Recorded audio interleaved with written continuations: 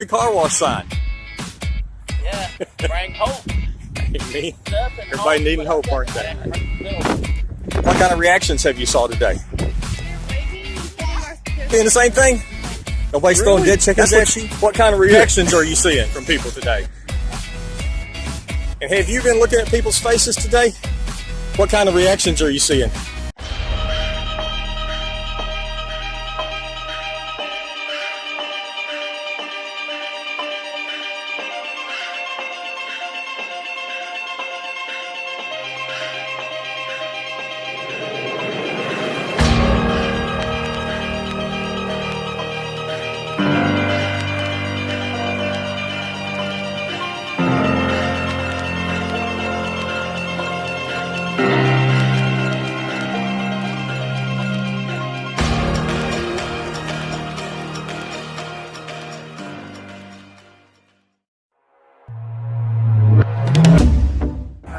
God's just forgotten them because of some thing that they've done in their life that's just an awful sin. But in reality, it don't matter how strong or how great the sin is, they all separate you from a Holy Father.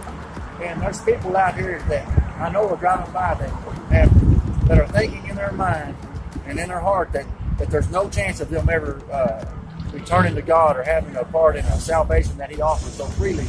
And that's what we're out here declaring, is that Jesus is still open for business. He is still open to repentance. God is patient with us. He's long-suffering with us.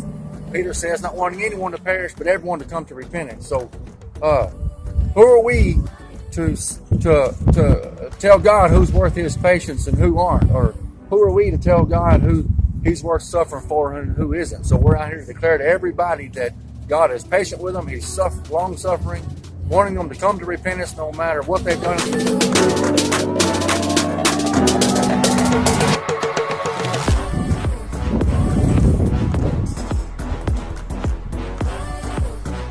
So Ryan, have you been looking at people's faces today? What kind of reactions you been seeing? Yeah? Well, the young ladies at the other end told me that they had a lot of thumbs up and honks. They had one lady flip them off when they barely got on the sidewalk. No. How about you? What you been seeing today? Cole gave me a good sermon down there a while ago.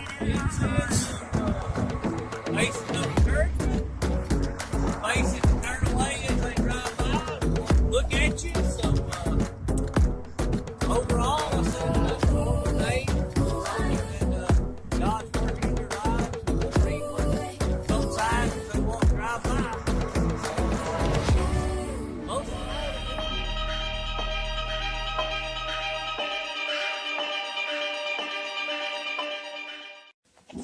Say from the bottom of my heart, thank you for showing up. Thank you for caring about the community enough to share Jesus with them. That's very important. Give us a little follow-up just to see how you felt. Maybe you experienced something, talk to someone that you want to share this morning about. You help somebody that you met. We start with Linda. Y'all get to talk to anybody that we need to go visit, follow up on, or I like the one lady right here who lives in that room. Yeah. Her name was Sharon. It seemed like she was really interested in the over here. They seemed like they said they'd been talking about coming over here. They're Austin Francis. Okay. They were enthusiastic about it. But this lady here, this Sharon, she said, well, it's cost nothing to walk, so, you know. yeah.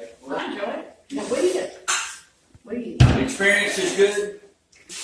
They're all A lot of people weren't home, but we left this, and we just got, you know what's on the back. Salvation plan. And maybe they'll rent it.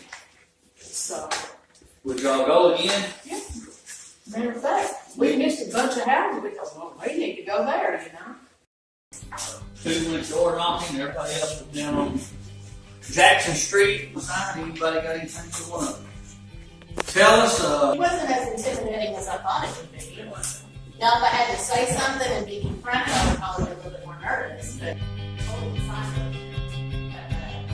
How about you, George? It was kind of fun. At first I was a little, I don't know, self-conscious, but then after a few people who give thumbs up and wave, then it's like, this is kind of fun.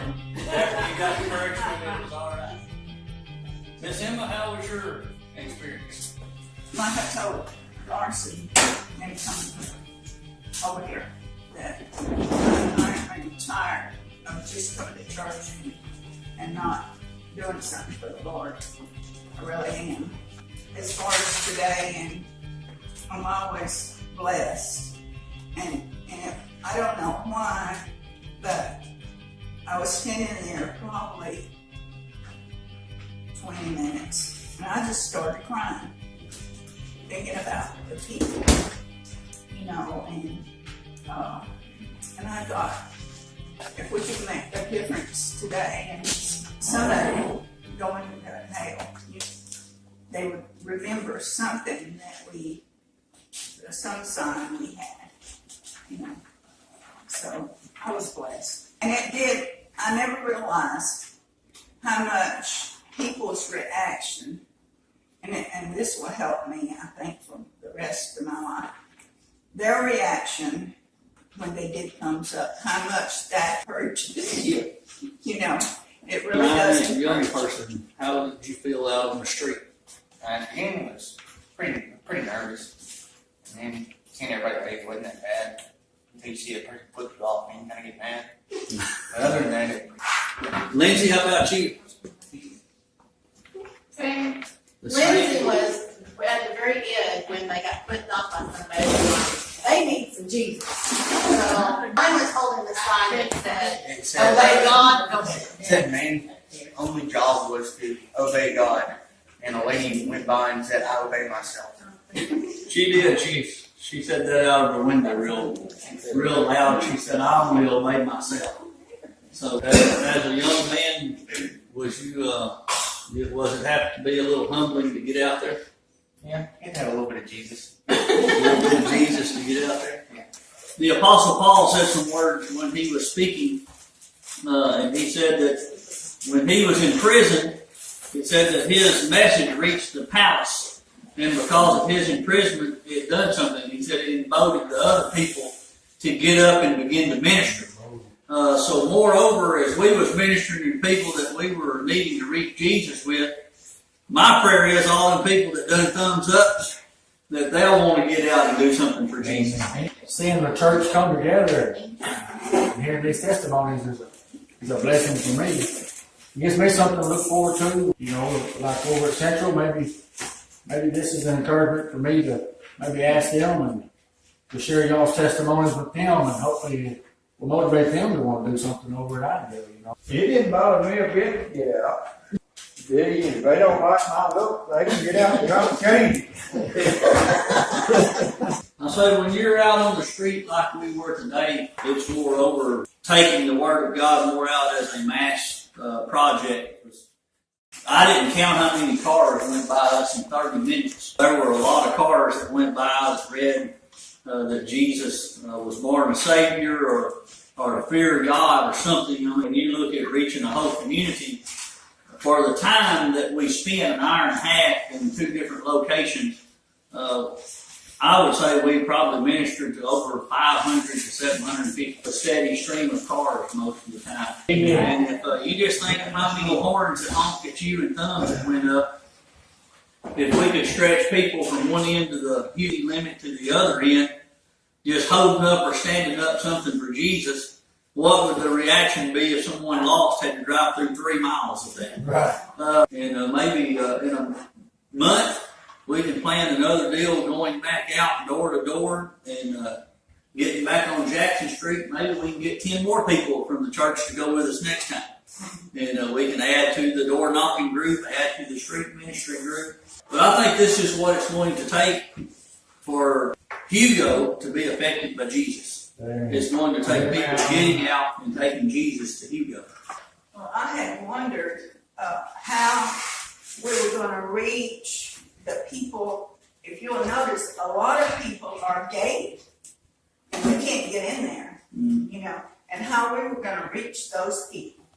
And so this is a way we can reach them, no matter if they are gated. Hey, we're here. Outreach works, but you got to be out there doing the outreach. Amen. So last year when we was planning our Hugo outreach, a black guy come up to me, weighed about 350 pounds. I mean, big old guy, and I thought he was gonna jump on me. And he said, hey, I heard that you run around with these guys that come to the homes audition to minister. And I said, well, I do a little. He said, well, can I come sing when y'all do something? I said, well, really, I don't know nothing about you. And I said, we'd really like to know something about you. He said, well, these guys know me.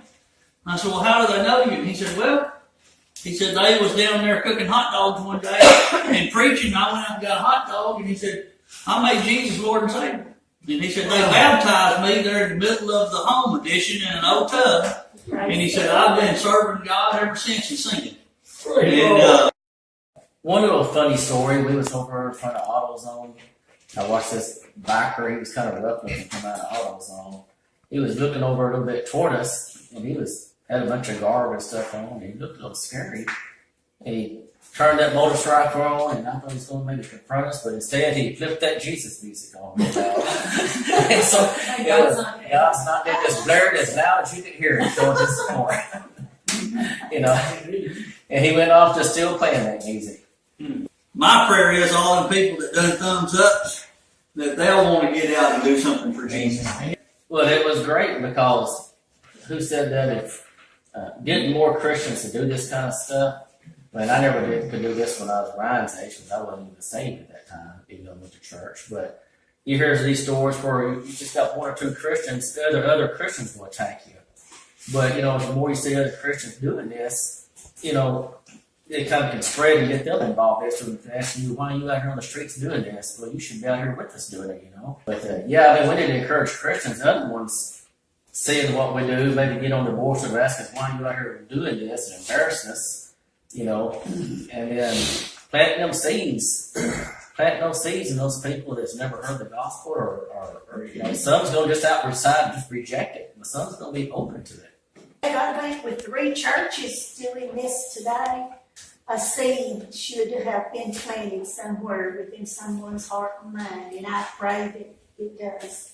Most of all, I pray that we encourage some other churches and Christians to maybe join us next time.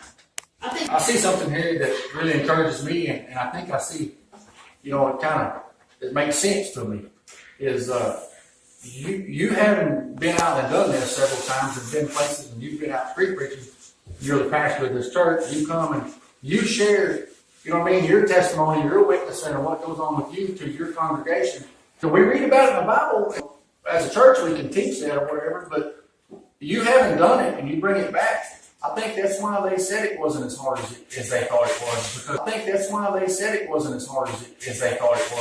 they've already shared, you shared your experiences with them, so they shared your experiences with you from the pulpit, and you prepared them to be able to take this on. And I can see that as a factor in churches, is when you got pastors and churches that don't want to do these things, then their people aren't ready to do it. But, I can just see that these people was prepared. I think that's awesome. Told us that if you just come and sit and soak and sour and all the time and you don't do anything, then you're crazy. Outreach works, but you got to be out there doing the outreach. Amen. So thank you for coming out, and we're just going to ask that God bless our day. And it wasn't a day for us, it was a day for Him. Amen.